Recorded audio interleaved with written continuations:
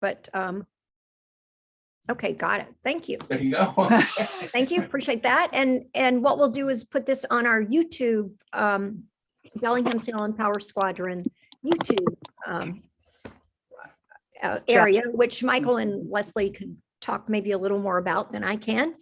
And we'd also like to encourage all of you, if you want to join our squadron, I'll be, really glad to talk to you about the benefits of membership, not here tonight, but at other times if you're interested. And so with that, I will introduce Leslie. Leslie Burker-Cohn is our past commander. And she and Michael have been with the Bellingham Sail and Power Squadron for 10 years, about 10 years. And they often host rendezvous. So they are going to talk about that tonight because we want to have more people host rendezvous and we'd like more people to come to rendezvous. And we're hoping that you'll learn about that in their presentation tonight. So with that, I will hand it over to you, Leslie.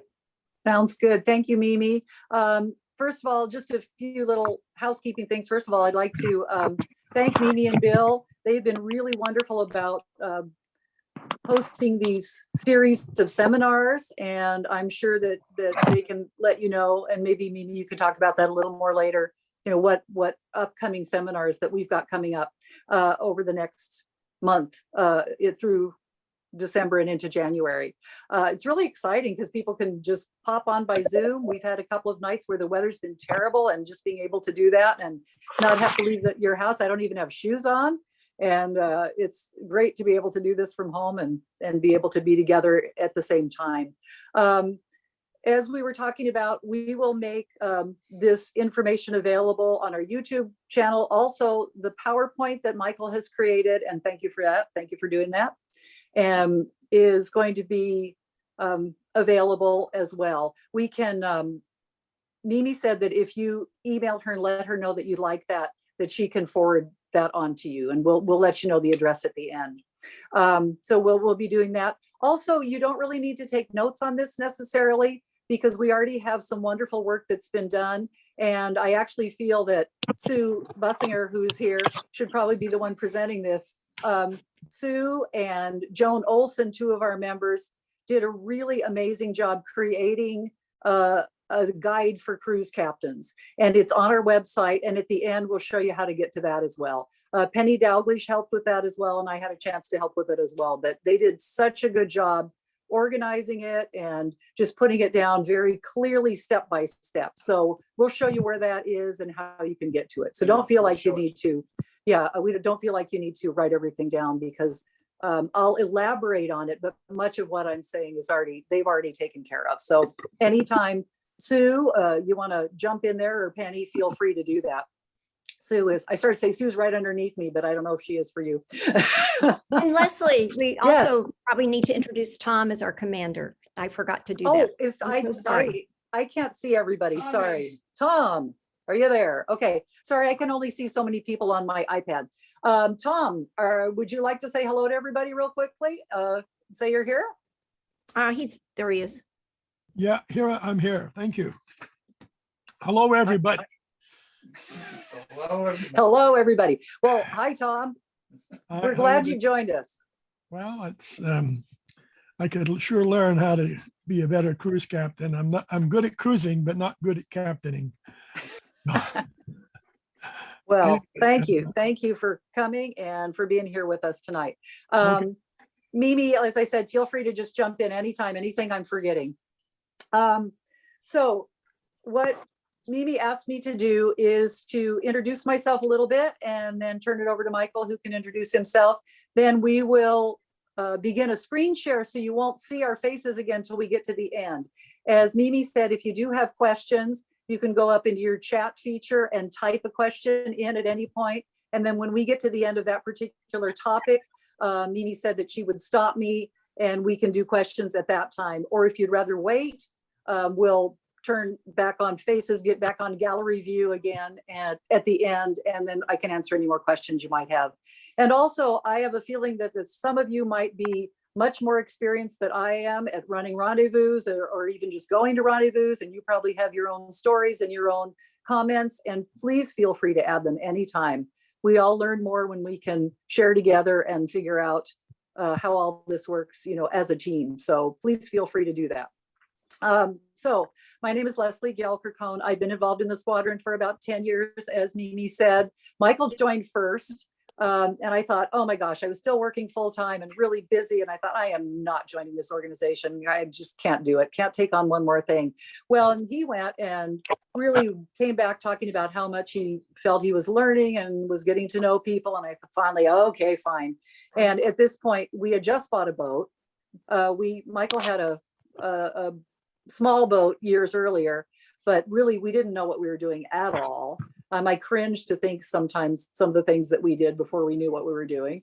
I still cringe sometimes, but we are much more experienced. And I really must say that I owe all of that to the Bellingham Sail and Power Squadron, either formal instruction, informal experiences, just sitting around talking to people. It's been amazing and such a wealth of knowledge. So my experience with the squadron has just made me a better boater every time I do something. So I've been very pleased with that.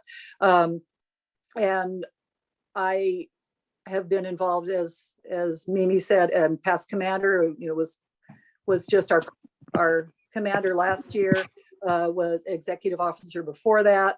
I've been a member at large. I've held a lot of other ad hoc kind of positions, and I try to help whenever I can. But having the experience of being commander is really an interesting one, and you'll learn so much. So that's been a really great thing for me. And going from past commander, and now I'm on the nominating committee to find the next people to take that over. So as I said, it's been a lovely experience, and I enjoy every minute of Power Squadron and the wonderful people I've met. I'll turn that over to Michael, and we will have him introduce himself and go from there.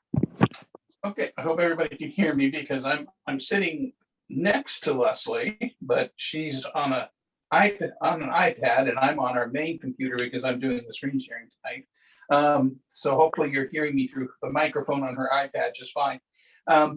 My name's Michael Gelker-Cohn, and for me, I guess about the time that I was thinking of retiring was when I wanted to take on getting a boat. I came home and told Leslie I wanted to have one more boat before I died, and she cringed, of course, because she remembers what happened with the last boat, and we won't go into that. And at any rate, we found the boat that was the boat of my dreams and a bit of hers, and bought it, and then started taking classes from the Power Squadron so that we had some idea of what to do with this new boat. And as she's already explained, that really has changed our lives where our boating is concerned.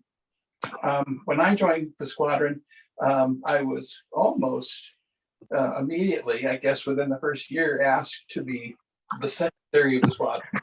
And I volunteered and did that. And then very quickly sort of moved up within, I think the first 3 years I was commander.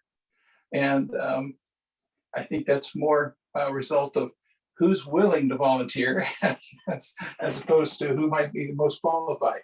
But at any rate, it was an incredible experience. I loved doing it, and took a few more years to talk Leslie into doing it, but I think she was probably even a better commander than I ever was.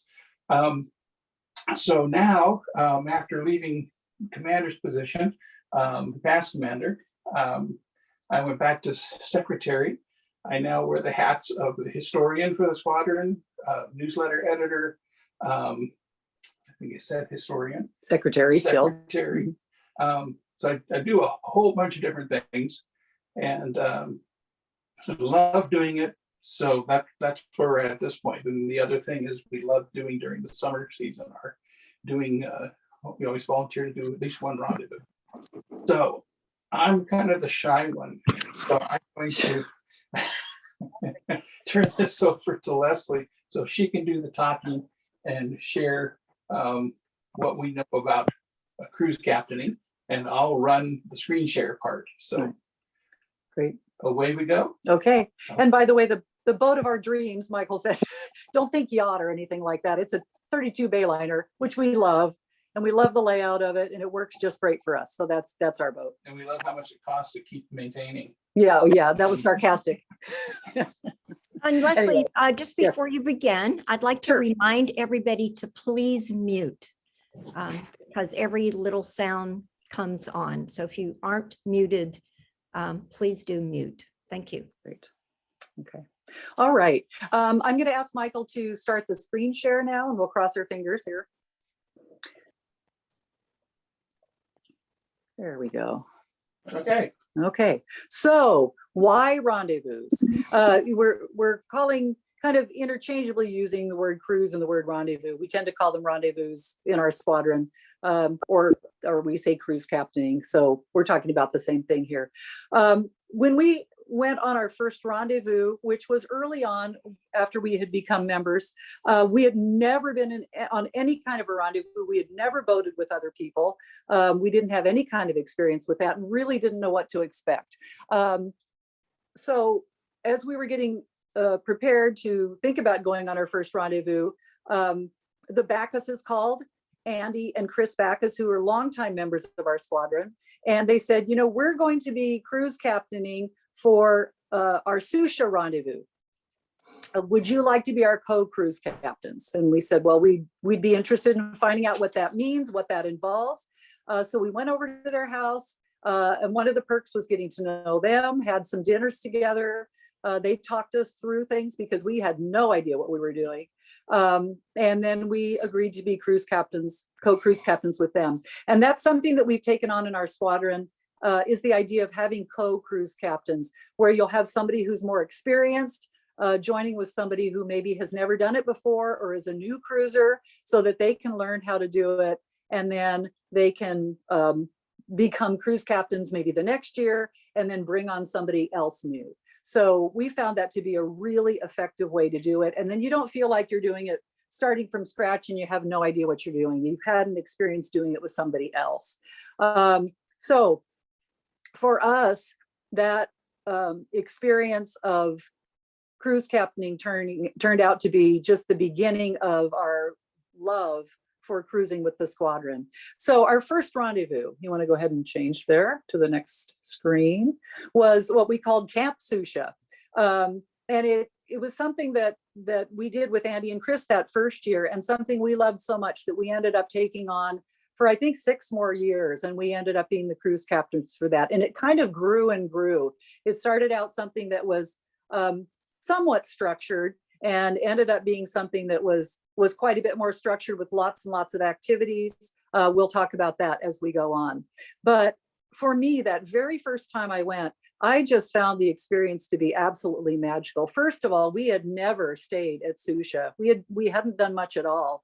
And so those of you who have been to Susha, oh my gosh, sometimes those sunsets, and you're just there and it's so quiet and it's so beautiful.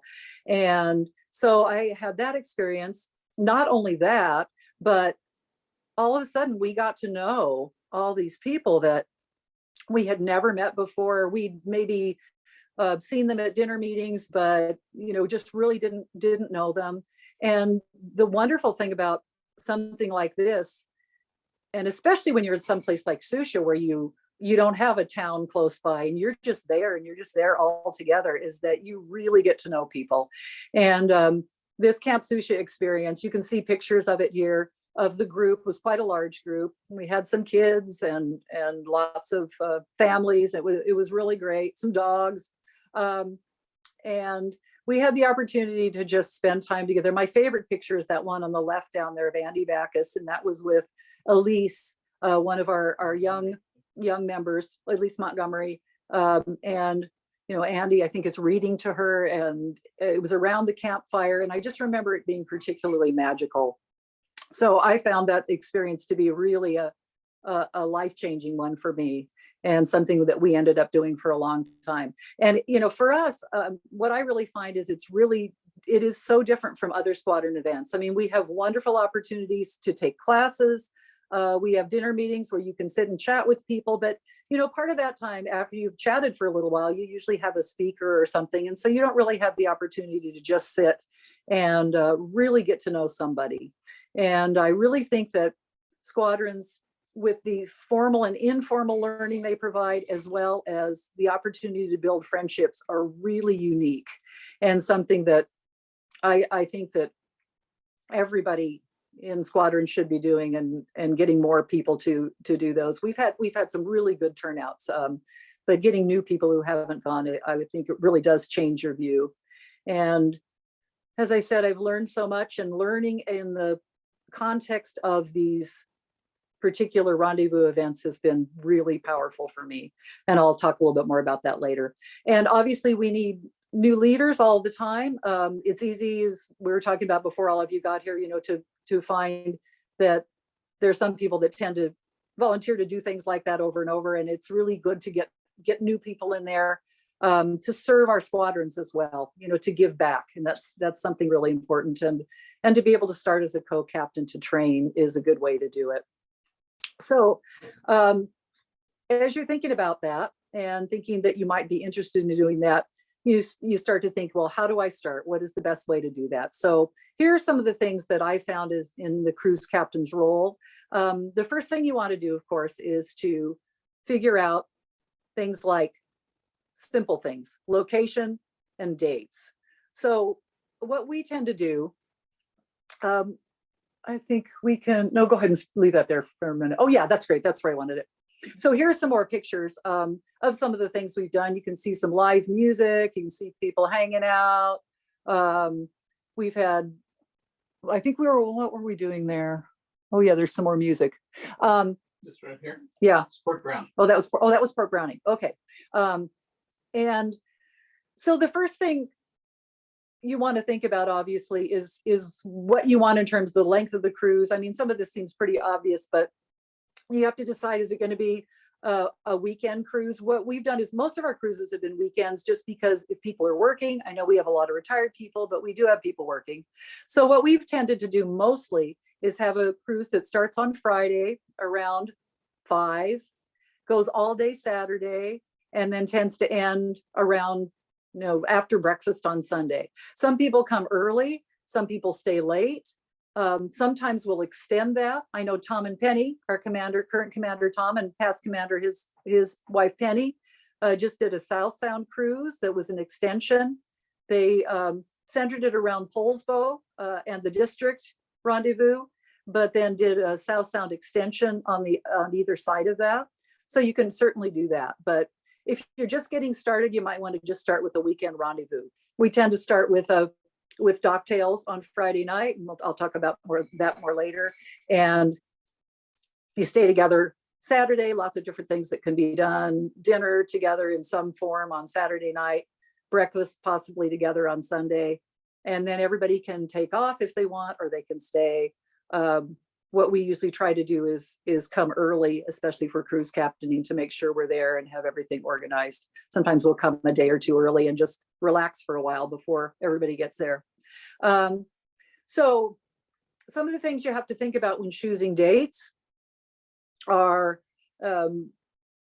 in some cases, you have to think about tides and currents. For example, if you're going into La Conner, you want to, that's right. You can keep that there, that's fine. Because it can get flowing pretty fast through there. So if you're going to do a rendezvous there, you want to think about that. Fisherman Bay can be an issue sometimes, in terms of, in fact, I think Graham had a fun experience there once when we were rendezvousing. It can be kind of shallow in there, especially for sailboats. But there's some things you have to consider. In fact, a couple of times we had to change the Susha weekend, because if you're in Fossil Bay, which is where we've been holding our cruises, and people are on the dock, if you get to that head of the dock, sometimes that can get really, really shallow. And we found that in really minus tides, that there were some weekends that it wasn't terribly safe to hold it there. So, we had to change as a result. So it's not true of most places, but there's some places where tides and currents might make a difference to accessibility to a place. We also generally have, in our squadron, our cruising season has been from April through September, and we try to do one cruise a month.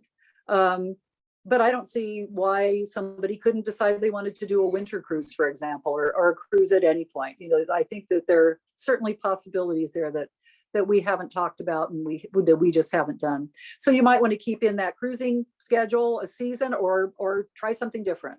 Some other things you might want to consider is if you're going to go someplace like Anacortes, they often have festivals or special events.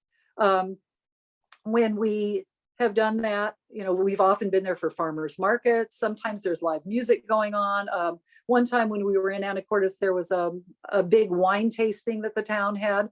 So you might want to coordinate it with some kind of special events or concerts if you're interested in doing something like that. Also, if you're coordinating with another group, sometimes we host shared squadron events with our BYC, our local Bellingham Yacht Club, or often with our sister squadron, the Langley Squadron in Canada. And so you want to obviously coordinate with those people in terms of dates and location. Regarding location, Michael started to show some of those, but those are just, you want to go back just for a minute to LaConner. I just included just a few of our favorite places. This is by no means an exhaustive list. This is just a few places that we have organized cruises to or been involved in cruises. I just love LaConner Marina. Once you're in there, especially, it's just beautiful. We've been, if you see the guest docks, they have guest moorage on F and on G docks. We have been asking for the F dock mostly because it's closer to town. So it's easier for people to walk there, but it's just a lovely place. And, you know, just the being able to be in the town like that and so close to town, it's a quiet and just really a terrific place to be. We've enjoyed that one a lot. And going through the Swinomish Channel terrified me the first time, and it's a piece of cake once you know what you're doing, as long as you're paying attention and you've paid attention to, you know, the currents. It's an easy thing to do and really beautiful and very unique, I think. And then what was next? Fisherman's Bay, I think actually, is it Fisherman's? Okay. Also, you know, the rocks on there, it says possible grounding areas. The rock is unmarked, stay clear. And we have seen people hit those rocks before. So that's kind of a fun one to get into. Also another one that's quite quiet, you know, on Lopez, and you're not terribly close to the town, which is good and bad. It's a bit of a walk into the town. There's been, every once in a while, we've been able to catch a bus that's gone by, but usually we end up walking in. And there's wonderful bakery there, Holly Bees, and a sweet little town, but there isn't too much there. And it's a small marina, and they do have, you know, a resort right there with a restaurant, a couple of different, and a pool, yeah. Yeah. And so it's a nice place. And where else have we done that? We've done Cap Santee many times. We've generally done that with Friday Harbor and Bellingham Yacht Club, and our members, the Campbells, have been coordinating that. Another place where it's so easy to walk into town. It's also a really nice, you know, the docks are so nice and wide, and it's well maintained, and, you know, they have pump out and they have fuel, and so all that's really nice with a town close by. And what else have we done? Susha, we already talked about Susha. Look at that Susha picture on the right. Isn't that gorgeous? And that's our boat on the left. There. And that's our boat on the left there. And the nice thing about Susha too is that people can decide if they want to be on the dock. There's not a lot of dock space. There are 2 small docks, fairly small docks, but there is some dock space, or there's some mooring balls or you can anchor. And if you decide you don't want to be in Fossil Bay, you know, you got Echo Bay and the other places, other bays you can anchor in there. So it gives people the option, for example, if they don't want to pay for a slip space, though because it's a state park, it's pretty inexpensive there. So we've had really lovely experiences at Susha. Lovely sunset. And lovely sunsets. And the first time in my life I ever kayaked in the dark and saw this amazing bioluminescence. I thought it was the most magical thing I'd ever seen. We were in one really tucked away, and Susha can get really dark. And I was with several other kayakers, and That was the first time I knew that I could see these jewels, green jewels dripping off my paddles. Ah, just absolutely amazing. That was at Susha. What else do we have there? Rosario. We've done Rosario a number of times. And that's nice because it's right by the resort and the restaurant and this sweet little lounge that they have in there. It's really lovely. And they've redone the docks here. They were pretty rickety before, but they're pretty nice now. There's also a pool there and a little outdoor restaurant that they've been using since COVID, especially.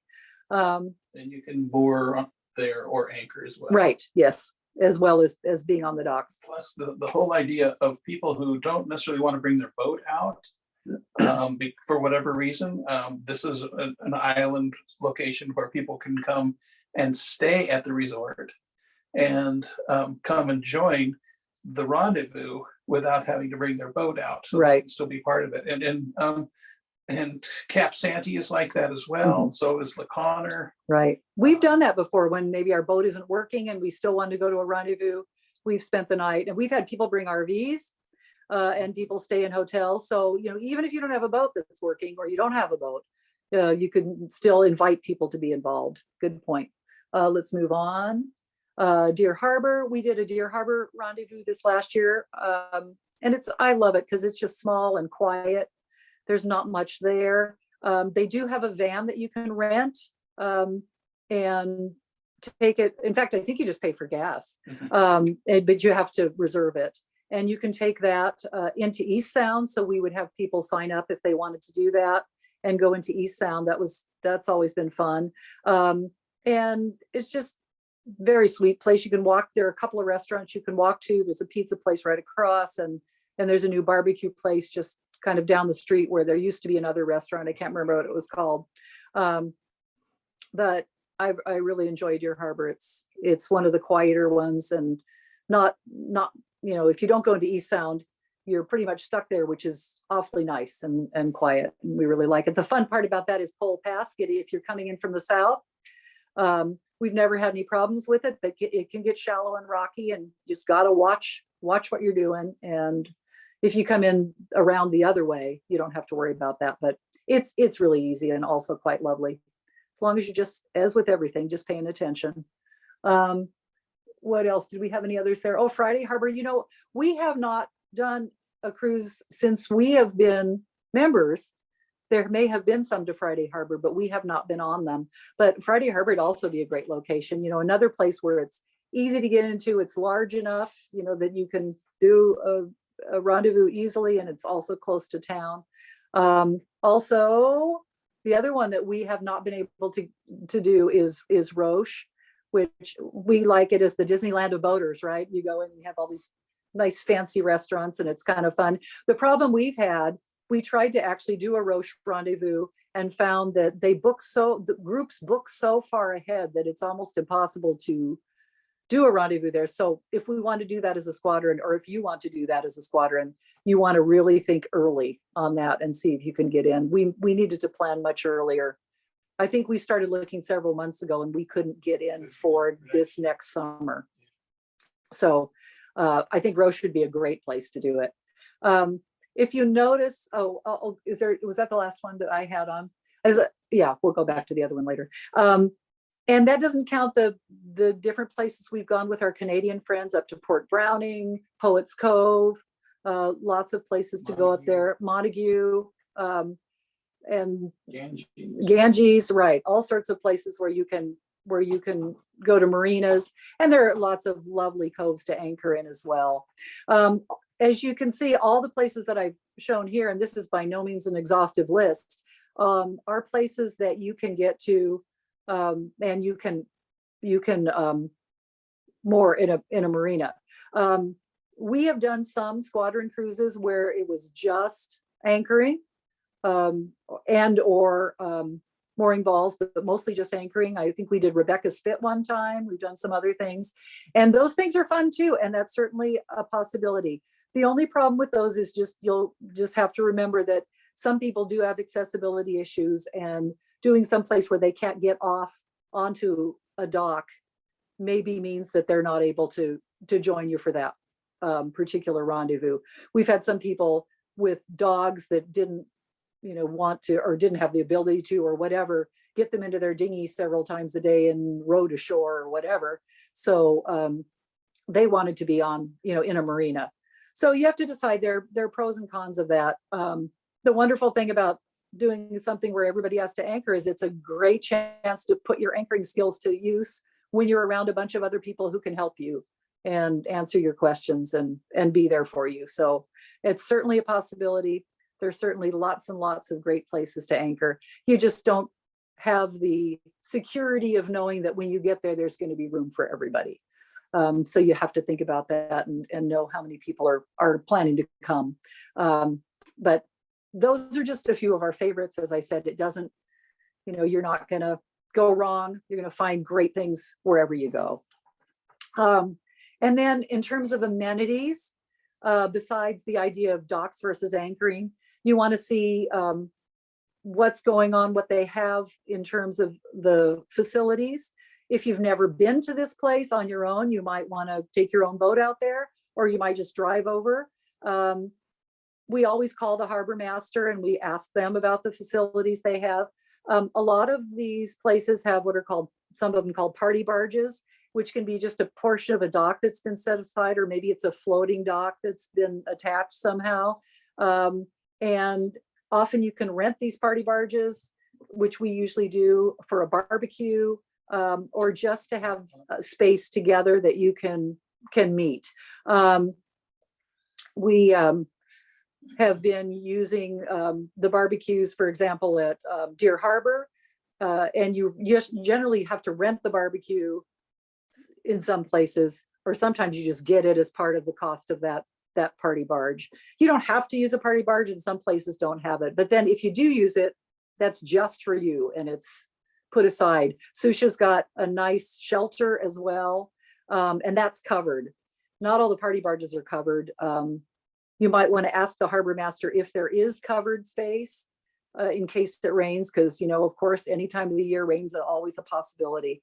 You might also want to find out, either from the harbor master or just your own experience, about nearby restaurants, museums, shopping, all sorts of things, to find out what other facilities are available in addition to what the marina might provide.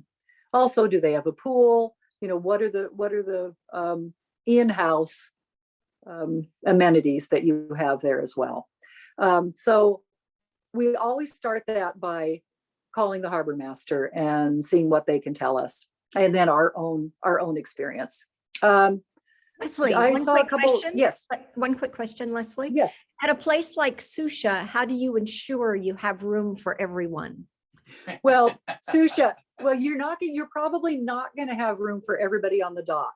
And Susha is a first come, first serve kind of place. So that what you have to do is just know that some people are going to get on the dock and everybody else is going to have to either anchor or use a mooring ball. And it just ends up being first come, first serve. Especially in the summer. Especially in the summer. And then people have to dinghy in.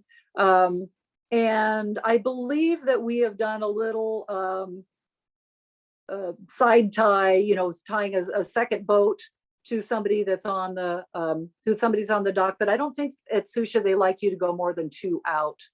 And that's called rafting. Rafting. Yes. I couldn't think of the word. Yeah, that's right. Yes, it is. And so we've done that. So, and if it gets really crowded in Fossil Bay, then some people go over to Echo Bay. We've never had trouble getting people in some form or another. But Susha is a little bit of a crapshoot that way. You don't have the same kind of security you do if everybody's got an assigned marina slip. That's a good question. So contacting a marina to set up a rendezvous. Yes, that's my next bullet point. Okay, so then the next thing you're going to do is if you decide you're going to be at a marina, then you want to reserve the group space. In general, it's really easy. All you have to do is call the harbor master, make sure that your date is the date that they have free, and you're going to reserve group space and tell them. What we usually do is we make an estimate of the number of boats. We say we'll probably have 10 boats, or we'll probably have 15 boats. I mean, we've had many more boats than that before, but you get an idea. You'll have to set up your own cutoff date, so you know when people, how long they have, and that might be related to how much time the marina wants to know ahead of time. And then the next thing that they will do is, once you've set that up and you've said 15 boats or whatever, then you tell your members and they can start calling in. You'll ask them, at least this is how we do it. We ask them to go ahead and call into the marina and reserve their own slip.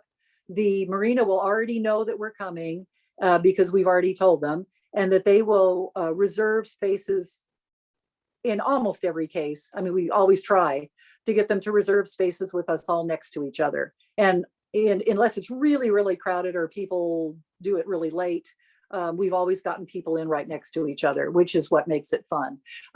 So then you reserve the space. You may go back later and find out, oh, all of a sudden you've got 30 boats that want to go instead of 20 or 15 or whatever. And we just keep calling the harbor master back and saying, we've got more people coming. Are you still okay? Do you still have more space? And they'll get to the point where they can tell you if they just don't have any more space. And then at that point, you'll just have to put people on a waiting list, which is what we've done. Or they can anchor out. We ended up doing that at Deer Harbor. They didn't have any more room. The marina was packed.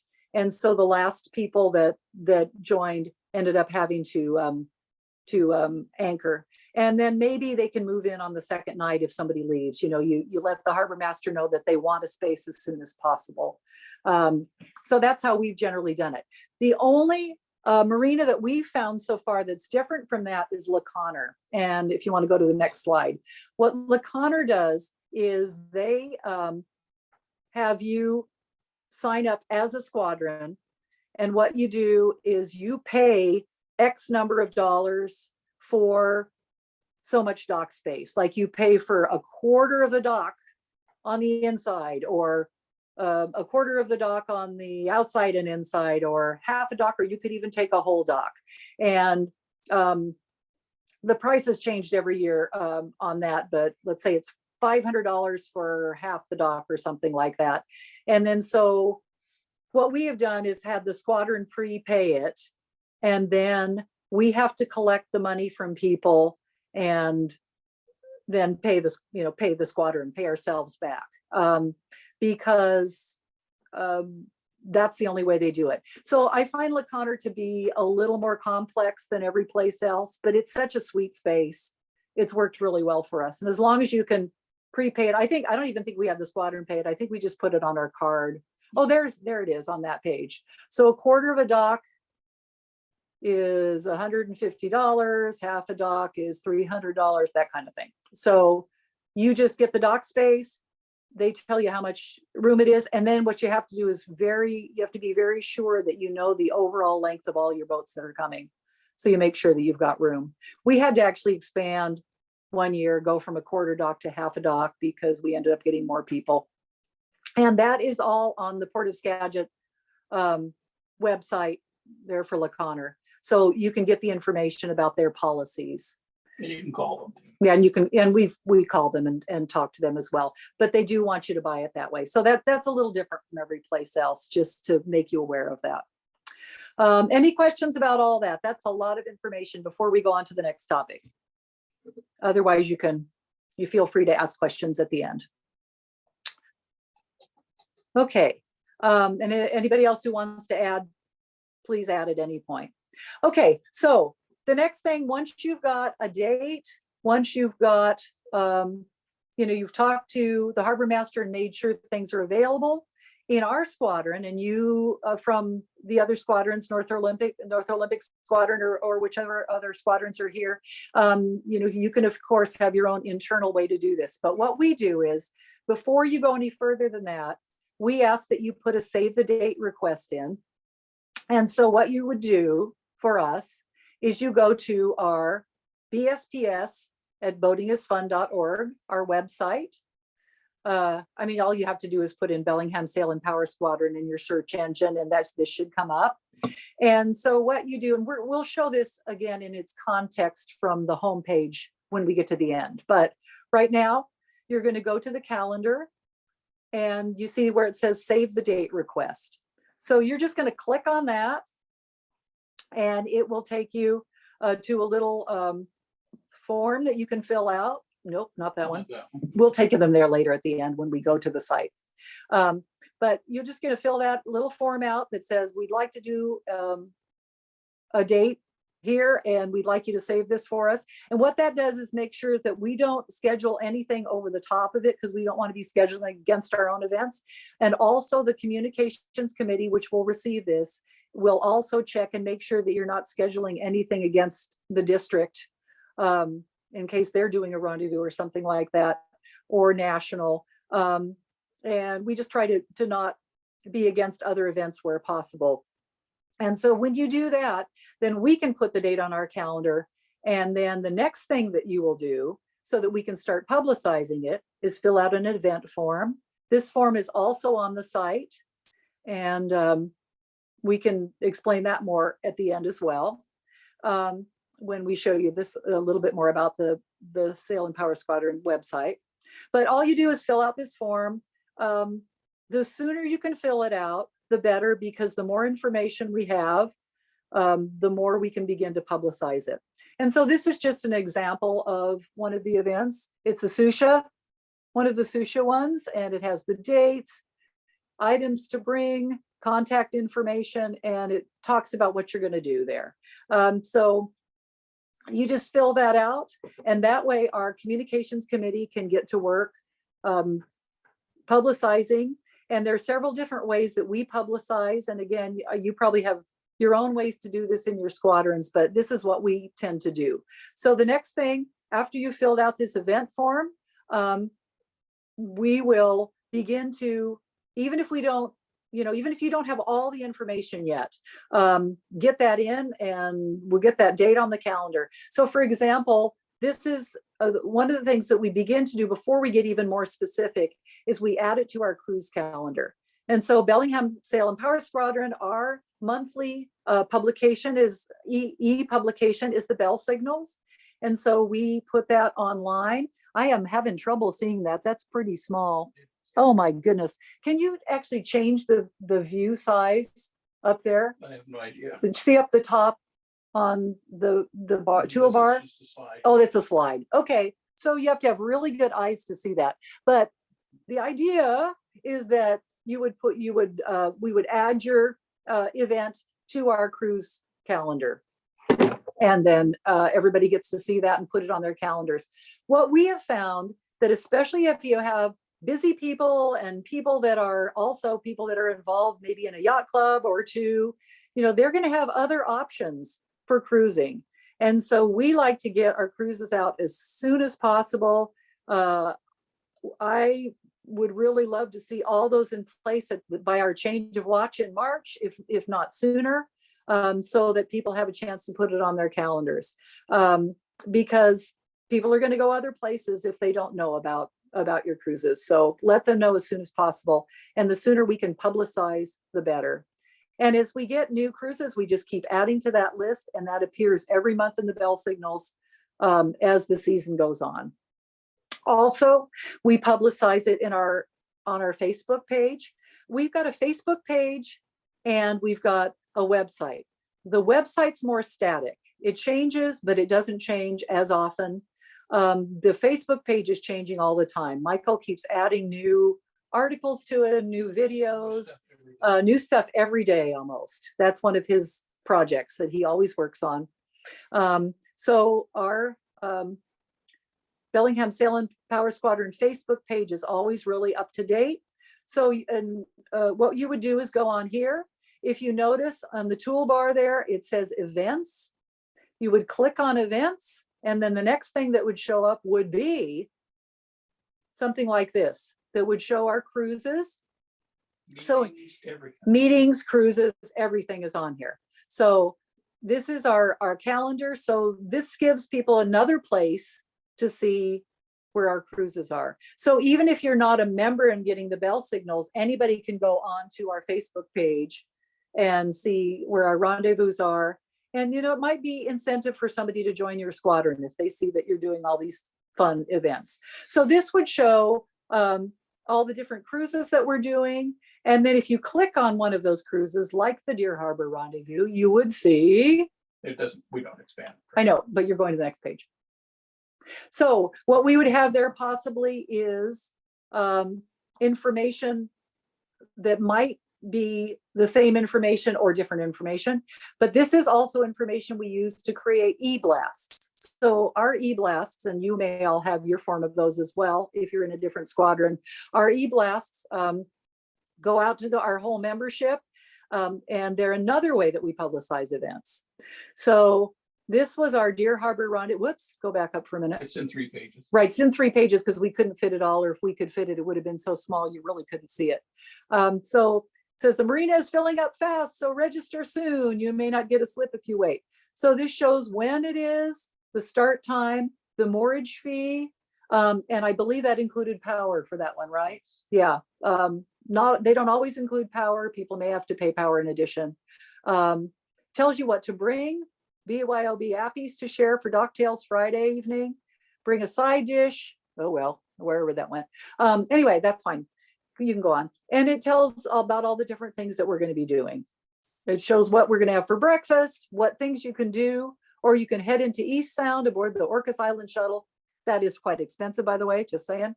They didn't have, because of COVID, they didn't have the shuttle running.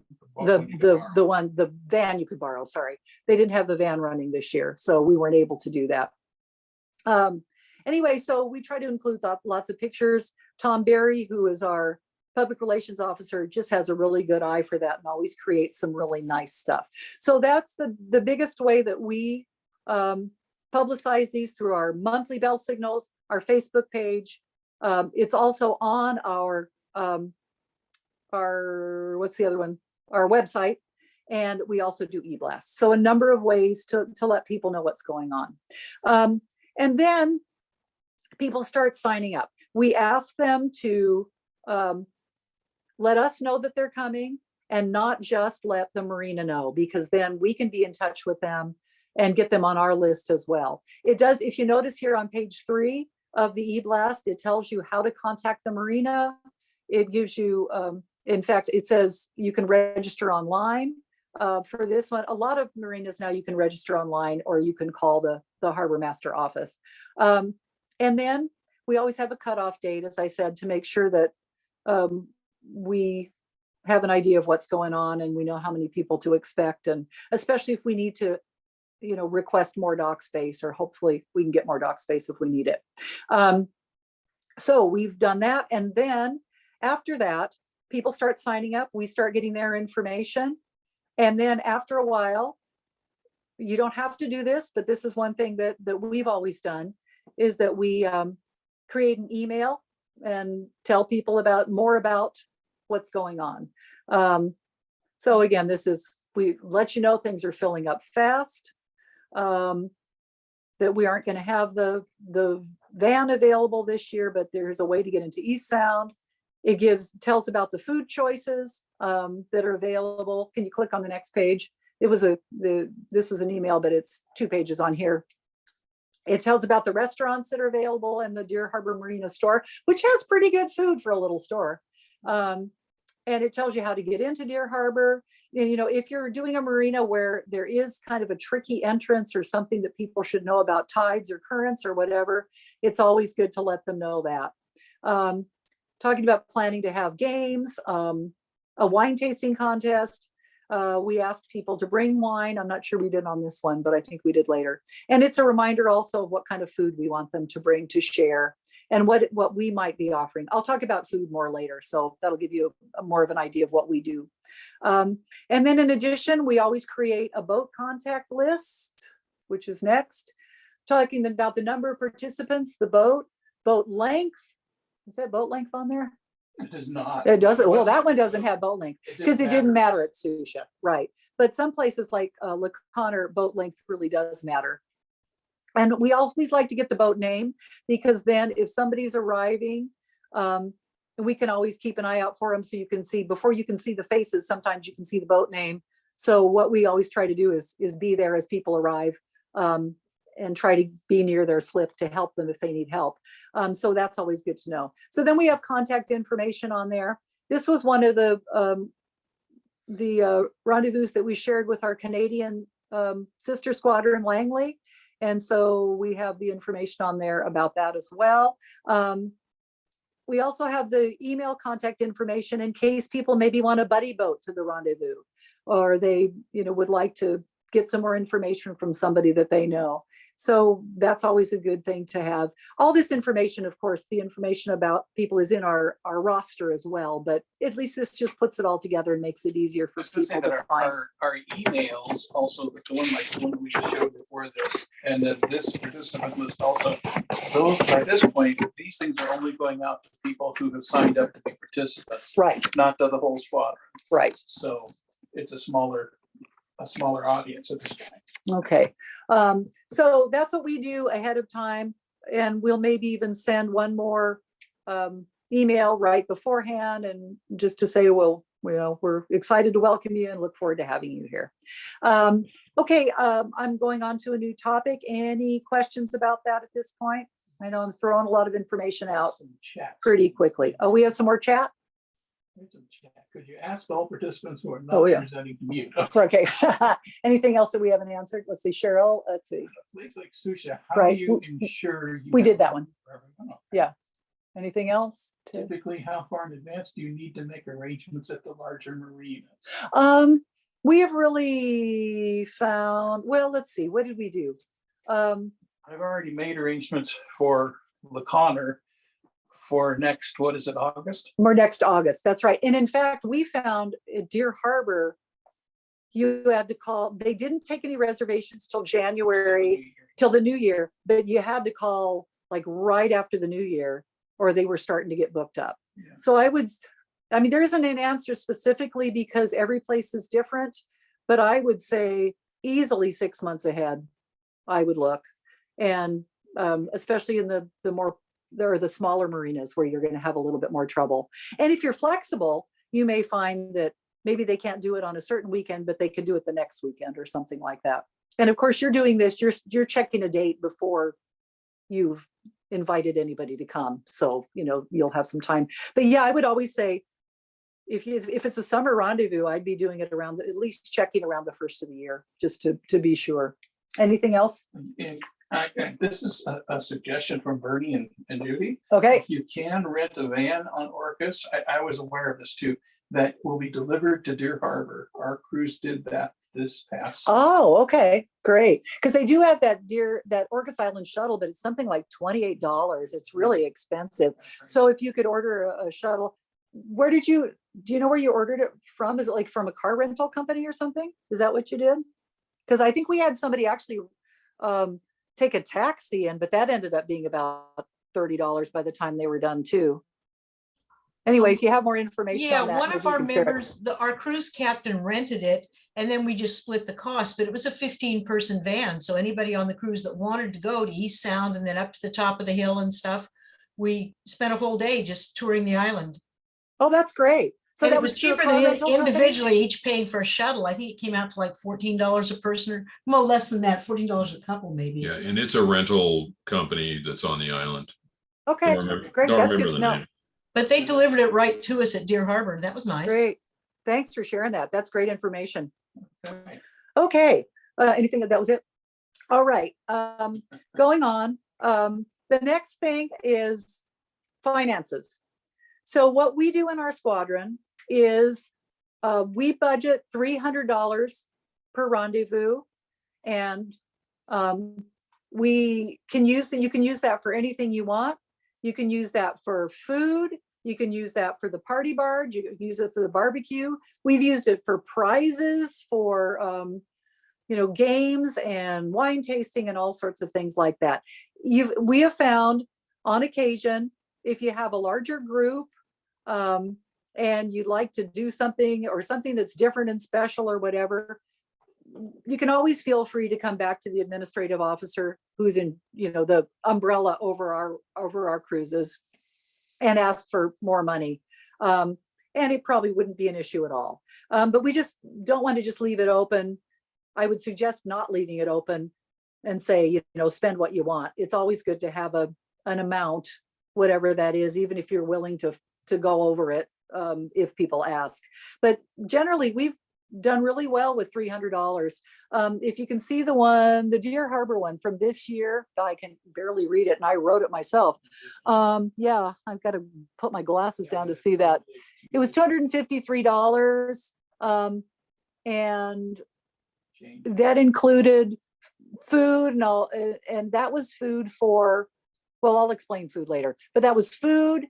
And it was I think it was even included some prizes in there. And it was the Deer Harbor Marina Party Barge, which I'm going to go over to your screen because I can't see that far. $62 was, okay. Yeah, 55 was to rent the party barge. 350 was for something, I don't know. And what is that other amount? Or propane or something. Oh, it was the propane. The other part was for the propane, for the barbecues. That's what you had to rent. So then they brought you the fresh propane tanks. It's a little different for every place. That was pretty cheap. Some of I think Susha, for example, their covered shelter was $100 per day, but you got that for the day and you could do what you wanted to with that. And of course, those prices could change. I'm not sure how much Anacortes is because I've not been the one to rent that, but they also have a couple of party barges. And I would imagine they're probably run around $100 too. But we did it for well under $300. And that's providing 2.5 meals. And I'll talk about that when we get to meals. And you can certainly do that. And you certainly don't even have to do that. You don't have to provide any meals. And we'll talk about the different options you can have as far as, do you want to do a lot or do you want to do very little? And you can go a lot of different ways. So what we do is we try to make this no cost to our members, just as a perk of membership. And we've also had people come before that are guests of members or potential members, maybe some people that have taken a class and we've invited them. And we haven't charged them either. But, if you don't have any money for this, you can certainly charge, or you can just ask people to potluck everything. You don't have to necessarily provide food or anything. The exceptions to no cost are if, for example, we rented the Deer Harbor van, the one that they have, and you pay for anybody who would do that would pay for the cost, part of the cost of the transportation. If you go to restaurants, people pay their own way there. If there are any kind of tours or any kind of special events, people would obviously pay their own way. But we have tried to provide at least some meals, and then people provide some meals as well. So then when this is over in our squadron, you fill out an expense reimbursement form, which is also on our website. We keep all our forms on our website. And then you just add the copies of the receipts. You can scan them or, make copies and send them in to the treasurer, however your squadron wants to do that. And so you get those and you get your money back. So what we've done is just fronted it with our own credit card. I'm sure you could get money ahead if you needed it from your treasurer, and do it that way. All right, so that's it for that. As far as food, we've done many different things. You can, when we've gone with the Canadians, when we've gone up to Canadian Power Squadron rendezvous with Langley, we have never been there, and maybe some of you have been there when they've done it otherwise, but we've never actually had them provide a meal. They make it so easy. You just come, everybody comes. You have shared docktails. They have a shared potluck on Saturday night, or they go to a restaurant and everybody take care of their own lunch and breakfast. I mean, that's the easiest way to do things. What we have generally done, mostly with our rendezvous, is we've provided 1 or 2 breakfasts for people, and either we potluck Saturday night dinner, or we go to a restaurant together and everybody pays on their own, or we provide part of the dinner. And what we've done in the past is, last year at Deer Harbor, for example, we provided burgers and brats and veggie burgers and condiments and cheese and buns. And then everybody else potluck the rest of the dishes. We've also gotten fancier and we've done things like sandwich bars. It's all on there. You can see it. Soups, chilies, stews, which you can pre-make, or you can ask several people to bring those, and maybe that would be what they bring to share with everybody. And then people fill it in with potluck dishes. We have done taco bars, and the nice thing about some of that is you can cook the meat ahead, prepare it, and then, and again, you can do it yourself as cruise captains, or you can assign it to somebody, or maybe that's what your co-cruise captains do, or something like that. So you can do as much of this or as little as you want. Generally for breakfasts, we do make it simple. We have had people actually do eggs and bacon and make it really fancy, but I find it easiest to do granola and yogurt, fruit, cut up some fruit. Then you can bring some muffins. Costco's got those muffins. We cut them in quarters, bagels, cream cheese, all that kind of stuff. We generally have people bring their own coffee or tea, and we don't have to deal with doing coffee or tea. We always do a Friday night docktails. Everybody brings an appetizer to share and BYOB, or bring wine to share, however you'd like to do that. Often we'll do that with a wine tasting, and I'll talk about events that later when we get to that. What we have found is that you can do, and I'll show you this when we get to the cruise planning guide that Sue and Joan made. They had an A, B, or C format. You could just say, I want to do the easiest thing possible, A, and that means no meals, everybody's on their own. Or you do docktails and potluck, etc. Then when you could do B, maybe you just decide to do a couple breakfasts and everybody's on their own. Or C could be the whole works and you provide part of the dinner. So you can always decide what you want to do and how much work you have time to do and how much you're willing to do. And then after the menus, let's go on.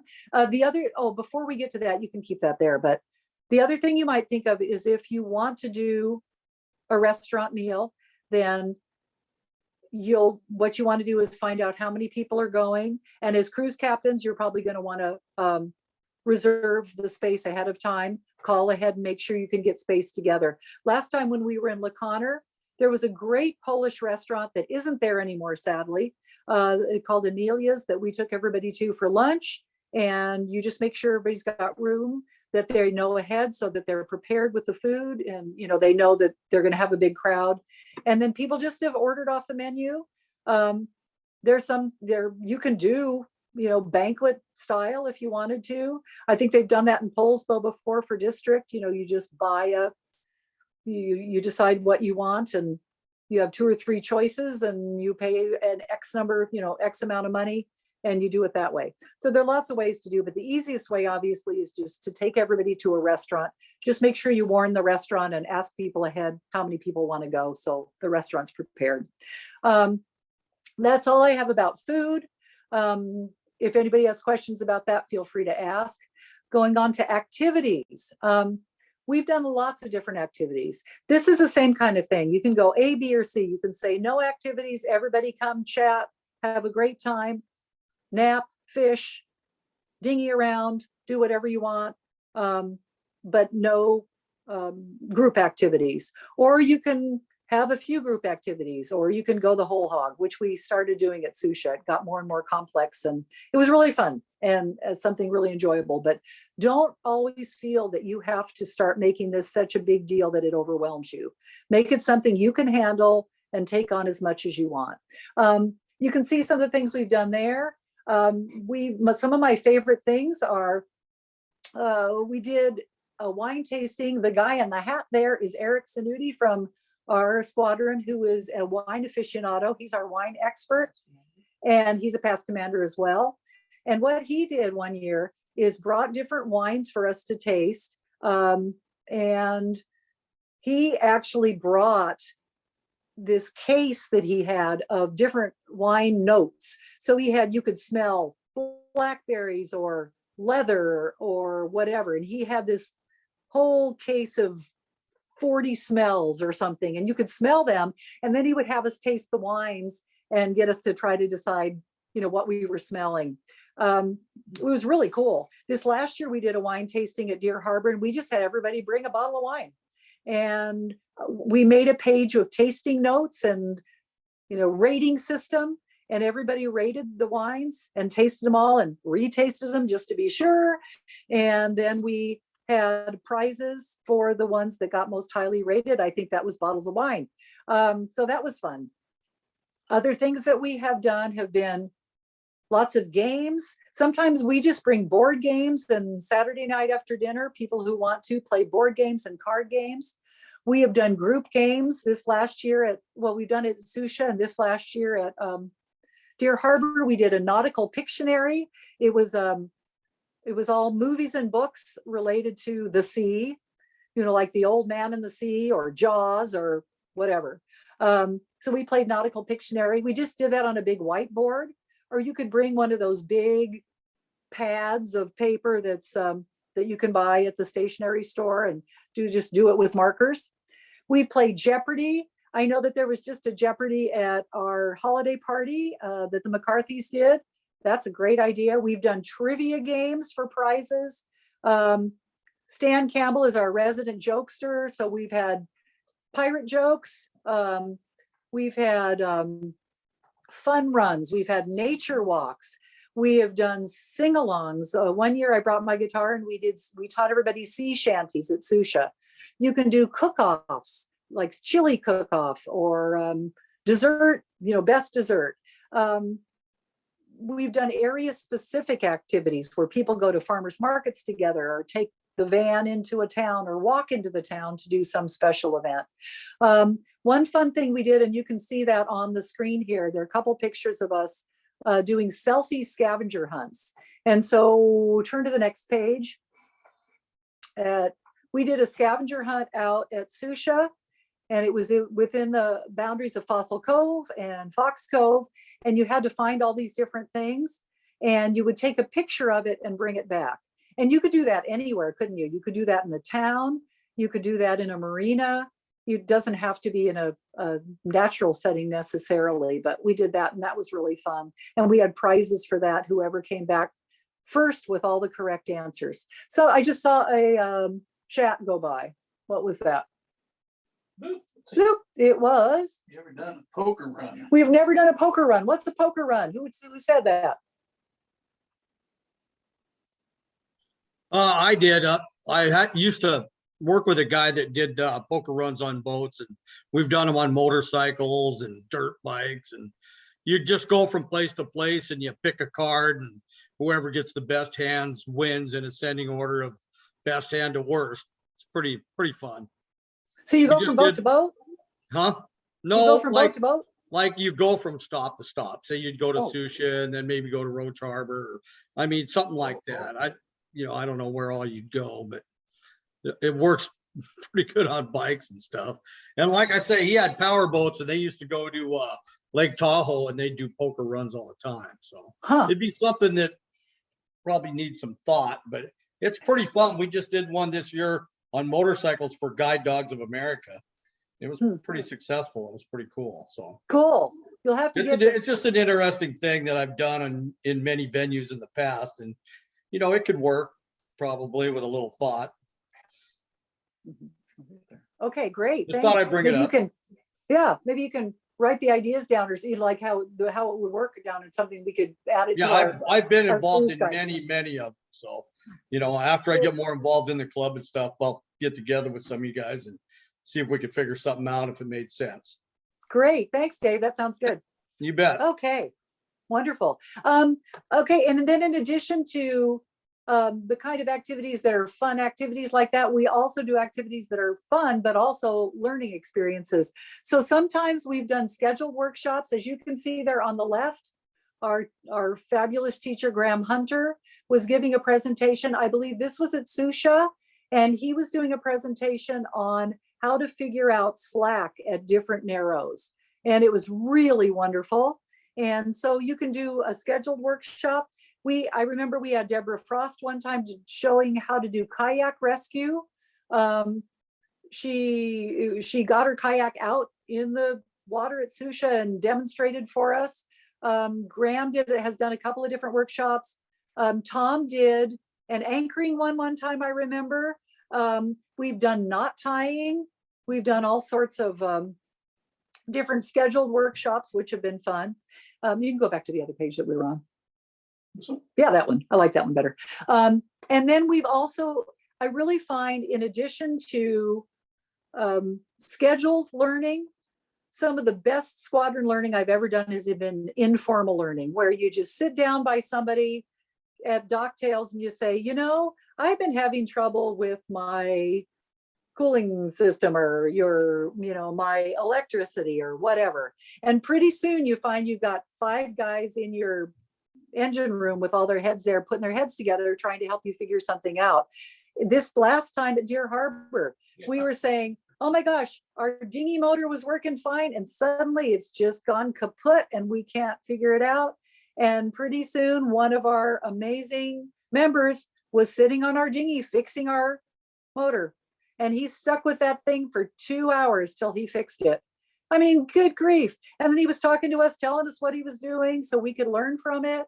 We have learned more from sitting around at rendezvous with people helping us. It's just been amazing. And just, it's chatting on the dock. One of the other things that's really fun to do at rendezvous, it's an informal learning session, is to go on other people's boats.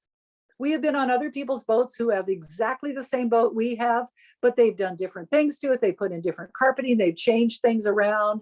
It's amazing what they've done. They put in different, Steve Lorimer, one of our past commanders who has exactly the same boat we do. The boat looks completely different because he's been completely outfitting it differently. I mean, he knows how to do that. He's done carpentry work in it, and it's just really fun to see what people's boats look like, and you learn a lot that way as well. So I just think the activity portion of it is just a tremendous learning experience all the time. Then next thing, agendas. We always try to send out, when we do squadron rendezvous, we try to send out an agenda ahead to give people an idea of what to expect. Again, this is awfully tiny, sorry about that. But this just tells people what to expect, what to bring.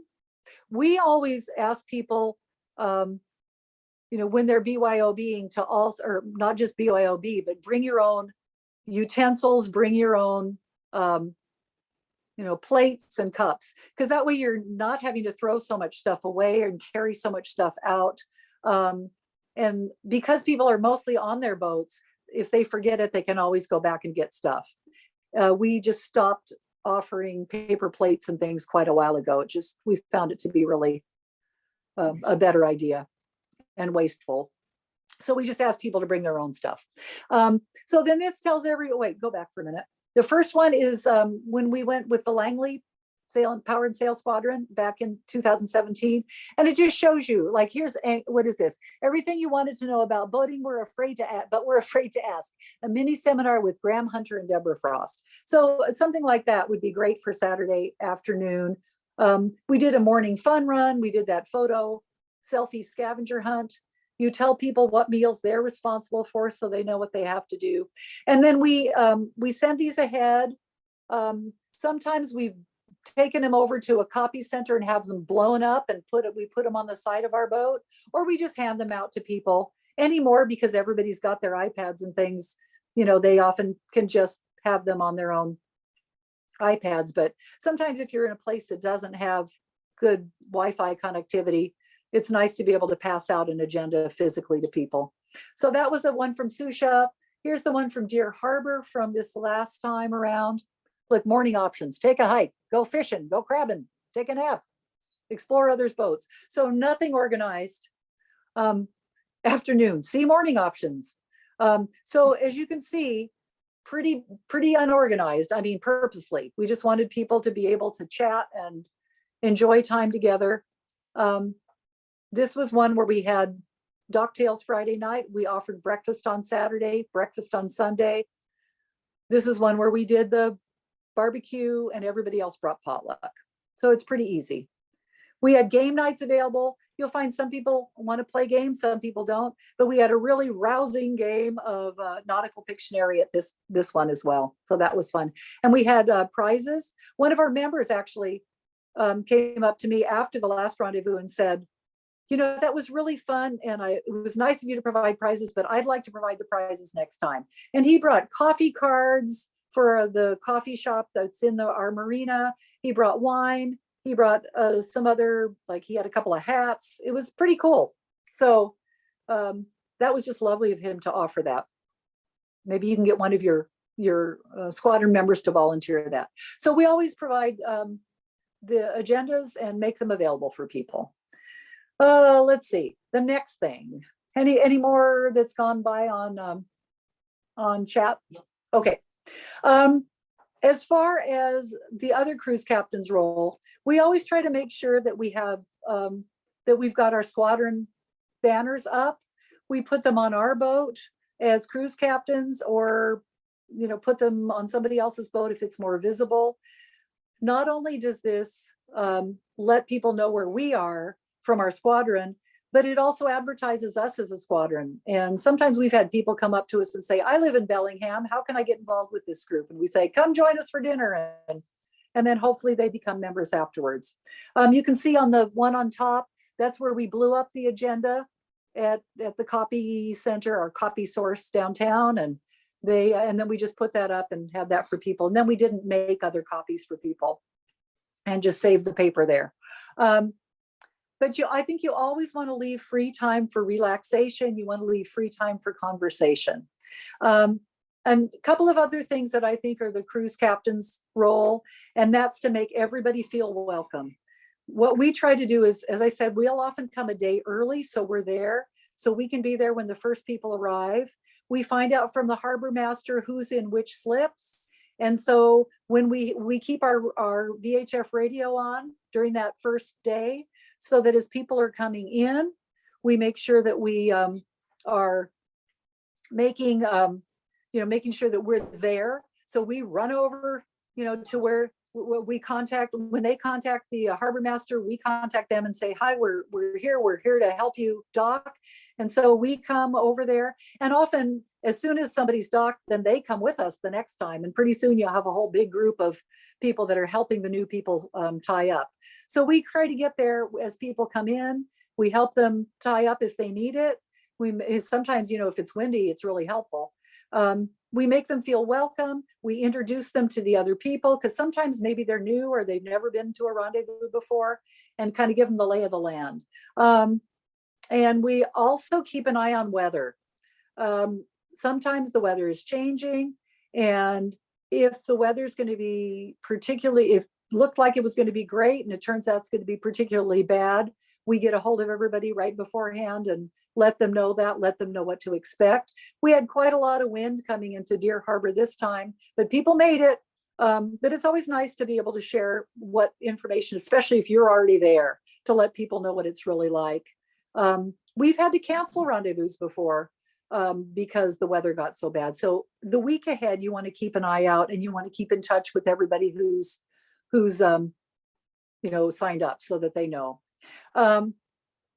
We always introduce people once everybody's there, and we encourage mingling, and we make sure that we're going around talking to everybody and not just talking to people that we know, but introducing people to each other, getting them involved with each other, talking to them ourselves.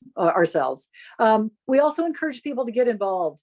It's, as you're being cruise captain, you can invite people to, set up. You can say, I need 3 people to help set up for breakfast tomorrow, or we need people to cook hamburgers. It's always great to involve as many people as possible in what's going on. Cleaning up is a huge thing, making sure you have help cleaning up. Always remember to bring trash bags and recycling bags. We always have a recycling bag hanging out and a trash bag hanging out on the side of our boat as cruise captains, so people can make sure that they are throwing stuff away, and that we always go around our whole area and make sure it's clean before we leave. And we also make sure that we say goodbye to people. We're the last ones to leave. Often we'll stay another day just for fun or go from there somewhere else.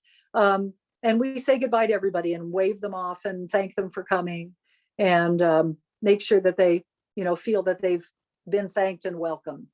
And beyond that, what is our next slide? Oh, at the end, on our website, we have our cruise captain's report. We ask you to fill that out and turn it in to the AO and the administrative officer. And that's how we keep track of all those. And the very last thing I see that, our time is going fast and I want to stay within time. So very last thing that we have is, this is our website. We wanted to do this live, but we were having trouble going back and forth. So if you go back on our Boating is Fun, BSPS at boatingisfun.org, we have our website. You would click on, the next thing you would do is click on programs. So Michael is fake clicking on the program. This is what would come up next. It says BSPS programs, and vessel safety would be the one that it defaults to. You would click on cruise captains. So that would get you to, and this is what I was telling you about. This is this wonderful thing that Sue and Joan Olson created, Sue Bussinger and Joan Olson, and Penny and I helped with. And it gives you a lot of the things I just talked about. Overview, basics, communication, next page. Whoops, not that page. There we go. Budget, communication with the site, communication at the event, next page. We'll look for these two. Oh, and yes. And the forms are all on there. And if you click on those on the website, it takes you directly to the forms that you need. And then activities takes you directly to the form for a selfie scavenger hunt. Next page. This is the ABC format I was talking about. You can pick dinner A, dinner B, or dinner C, like a Chinese restaurant menu. You can say option A, we just want to make it really easy. Bring your own stuff, enjoy yourself. Option B, here's a little bit more you can do. Option C, if you want to do a whole lot of stuff. So this is on our website. It's available to anybody who wants to see it. It's not protected, for just our members. And I think it's really helpful, and it contains most of the things that we've talked about tonight. And finally, the last thing I would say is step up, give this a try. There's the save the date button again. That's on our calendar. Go on to the next page. And there's what you get when you see our save the date. It's a little thing you fill out. And that's on our website as well. And next page. So finally, step up, give this a try, get help, ask questions. Michael and I are here to help anybody who wants to do this, whether you're from our squadron or not. Feel free to call or email anytime. Use us as a resource. And more than anything, just have fun. Don't make it something that overwhelms you. If you want to start out really easy and make it simple, do it. People are just happy to be there and enjoy it and have a great time. And that's all I've got. Any final questions? Why don't you stop screen sharing and we can go back to gallery view? That was a lot, but whew, And fast. and fast. I know I talk fast. So anybody have any other questions or maybe other things you'd like to share from your own experiences?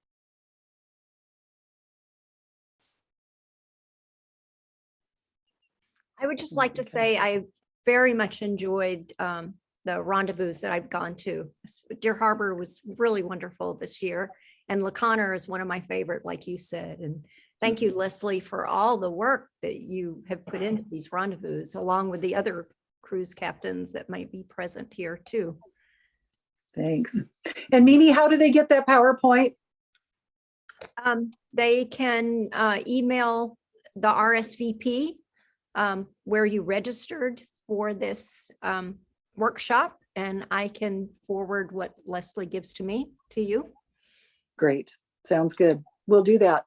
And as I said, you can go on our website to get all the other information, the cruise captain's guide, and that'll be there for you as well. Any other questions or comments or thoughts? Okay. Thank you so much. I learned a lot. Great. Thank you. Thank you, Wayne. Thank you. Really And- appreciate it. Graham and I Yes. noticed that you left out Blaine as a really good Oh, rendezvous my spot. goodness, I did. I mean, no, I We don't go mean to to Blaine embarrass practically every you. year. Blaine is know, great. I'm Blaine's so a great- sorry. No. We just wanted to point out it's a really nice place for a rendezvous. And Mhm. hopefully we'll have another one. Yes, that's our intention. In fact, we're hoping to go back to having our Sea Skills event again this summer with a combined with the And Blaine often rendezvous. Langley is with us at Blaine. Right. Also. Yes, That's often Uh-huh. the case. so. yes.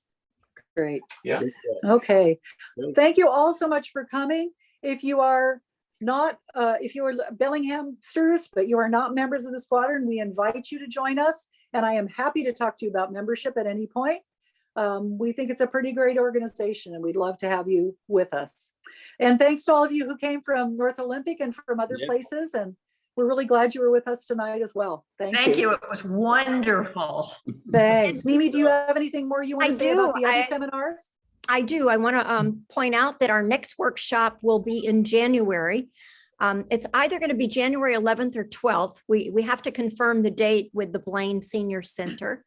And that's going to be Sue and Larry Bussinger on introduction to kayaking, gunk hole paddling. So that's going to be a great presentation. And then after that will be Bill Moran with how to use a VHF radio. There you go. And then we're going to be starting our courses at Bellingham Technical College in early February. So we're going to be doing the ABC beginning course on Tuesday nights for 9 weeks at Bellingham Technical College. Graham Hunter will be, and Bill Moran and I will be teaching that. Graham Hunter will be teaching boat handling, and that's a 7-week course. And that will be a Wednesday night at Bellingham Technical College, the first week in February. And then we're going to be teaching weather. Bob Jacobson will do his 9-week weather course, and that will also be on Wednesday night. So we'll be getting that information out to everyone. Good job. Great. Awesome. So thank you all. Good job. Thank you, everybody. Yeah, good Thanks work. for Happy coming. holidays. Happy Happy holidays holidays. to everyone. Yeah. Yeah. Happy Take care. holidays. Take care. Bye. Bye-bye. Thank you, Mimi. Thank you, Leslie. Thank you, Michael. Yeah. Good. All Nice right. to meet Take so many care. folks. Nice to All meet right. you all. Bye. Bye-bye. Good job, Leslie and Michael. Thank Yes. you, Tom. Thank you, Tommy. Bye. Thanks, Mimi, again for doing this. It's great. Oh, no, it was wonderful. Thank you. Great. Thanks. Thanks, Dave, for coming. Good to have you. Yeah. Hey, who would I talk to explain the poker run thing so they would get an idea of what Call it is, Michael. so I know if it was a fit or not? Call Michael. He's good at That's writing what I stuff was down. thinking. I was gonna kind of hang out and see if he hung on there. Yeah, hang out with Michael. He can do it. All right. Take care, y'all. Take care, Dave. Good night. Good to see you. Good night, all. I'm gonna disconnect.